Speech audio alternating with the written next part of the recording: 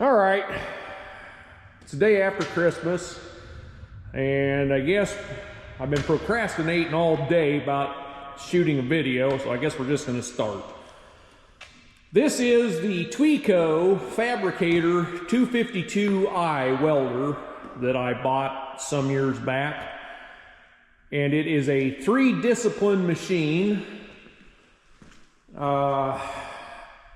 It's a darn good wire welder. It's serviceable as a TIG welder. I'm not in love with it because it's scratch start. It does not have high frequency. It is a stick welder. I have never burned a stick with it, but that's going to change because the other stick welder's in the garage on the house, and I got some stick welding that needs to be done out here. Over here on this engine stand, there's 2 extension cords. The big one is for the welder, and I believe it's 70 feet long, so we can reach every corner of the shop here.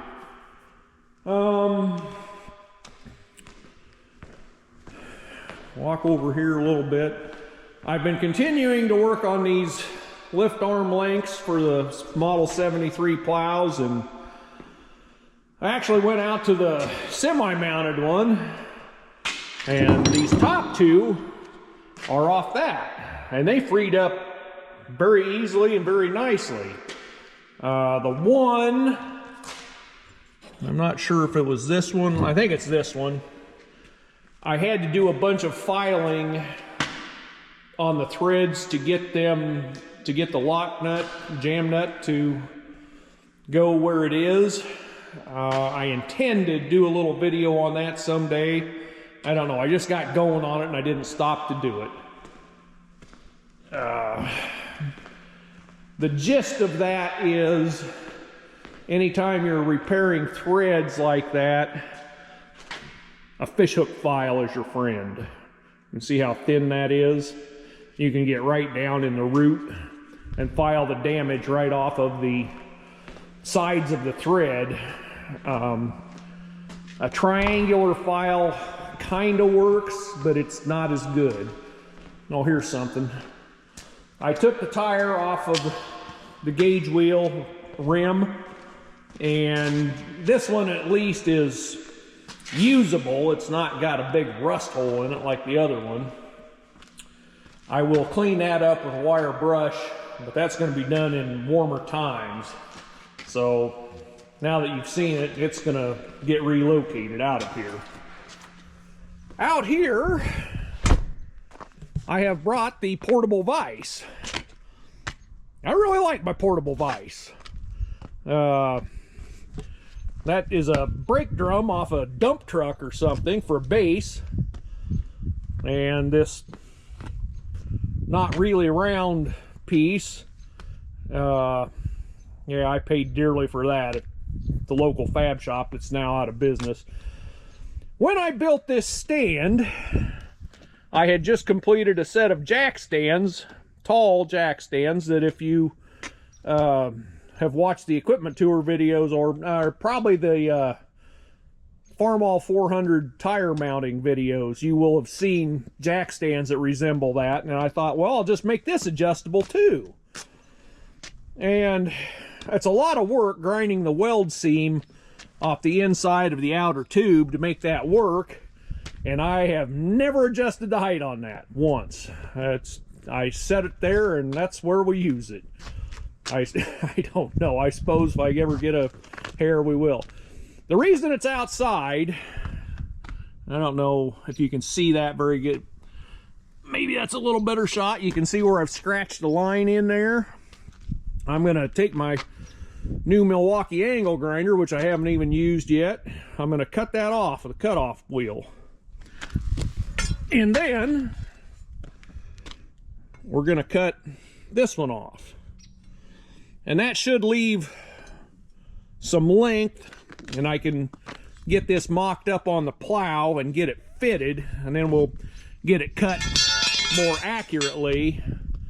And then the plan is, once we get the length right, I will bevel the edges and at least get it tacked together in a pretty serious manner. I may even weld it in assembly. I don't know. We'll see. I'm nervous of welding it without having it in assembly and having it warp.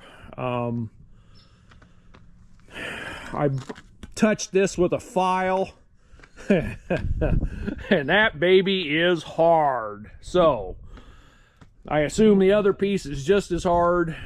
When I weld it, I will preheat that pretty warm. I guess I do have an optical thermometer now, so I can kind of check that. So that's the update for today. I've got some video from yesterday I shot, which I'm not sure if I'm going to reveal my stupidity in that one or not. But if I come up with anything else good, I'll bring you back. All right, we've made our cuts. I bolted the original piece of slat back on the plow. That was interesting. And then it wanted to be out this way. It wasn't going to line up worth a damn. So what I came up with was I got this 2x4 and I wedged it in there until I got it close, and then I got that piece of wire, and you can see my twist. You can also see my first attempt at this that broke. Okay, and then what I did, I took my straight edge out of my square set and I laid on this bottom, and the slat that we're working on is back maybe a 1/4 inch roughly. Let's see how well you can see this, but if we measure in approximately, we're pretty close. I mean, this isn't rocket science, folks. Is what it is. Like I say, my buddy Kenny has got some new old stock slats. If this doesn't work, I think we're okay, but I've got this set up. I will scribe a line, and apparently we've got a little bit of flexibility here. Probably not as much as it looks like. We're gonna have to sneak up on it, but that's what's gonna happen. I'll scribe another line on there, make another cut, and then just continue the fitting until I get it where I'm happy. Eventually I'll probably bolt that piece on. I kind of want to do this and get it done because I want to set that welder up for wire, and I want to TIG weld this. I don't know, if I could find a stupid stinger for the stick, that would help. Anyway, more later. All right, we're back. Okay, kind of get down in there. I got a little extra light on this. You can see there's just a little gap. I cut just a little too much off of there. That's not going to be a big issue. I'm going to V those back pretty good, and they've got to be cleaned up down to bright shiny steel so that we can TIG weld that. But it's looking pretty good. I think this is viable. If any of you guys, you moldboard plow guys, are watching this and you're not watching John Gard's All Things Moldboard Plow channel, you need to be. I'll try to put a link into his channel when I put this video up, but I'm not going to start welding on that right now. I'm committed to go do some cooking for some deer hunters tonight, so we'll get some of this, a little bit of late in the day footage shot, and then I'm going to go cook. All right, there is the last link to work on, and it turns, just not very far. Now you can see all the crap on the floor there.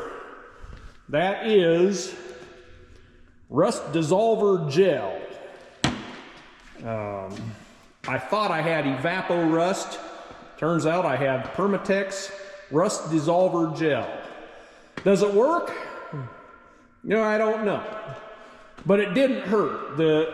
there were 3 links down here hanging around by the vise, and I got 2 of them done today, and there's 5 of them in that pile over there for 3 different plows, and they all turn, both ends turn perfect. This is the only one. I cleaned that out with a screwdriver and worked it a little bit. I eventually got around to using a 3/4 drive ratchet and a socket, and I cleaned it out, scraped it as best I could with a screwdriver and brake clean, and it's got a fresh round of rust dissolver in it, so we'll try again tomorrow. This is another, I think I mentioned this in a video. This is a distributor out of a WD, 0 or indicator here. I set this up like this, if I can do this without hitting the stylus, to show, okay, we got about, I can get a little over 6 thousandths that way, and about 6 thousandths that way. So there's a fair amount of slop in that bushing. The bottom one is not quite as bad. I'm only going to speculate that's because it's down where the oil is and gets better lube and doesn't wear as much. This will be part of the electronic ignition conversion video that I'm trying to get to. I make no promises because I get sidetracked pretty easy, folks. So I struggled with how to set this indicator up to get an accurate reading, and this is what I finally came up with, is to stick it right on the distributor housing. When I had it on the vise, I didn't know if I was moving the shaft or if I was moving the whole distributor. So you've got to get your indicator to where the only thing moving is your target. That's the 10-cent update for today. And we'll bring you back when there's more to talk about.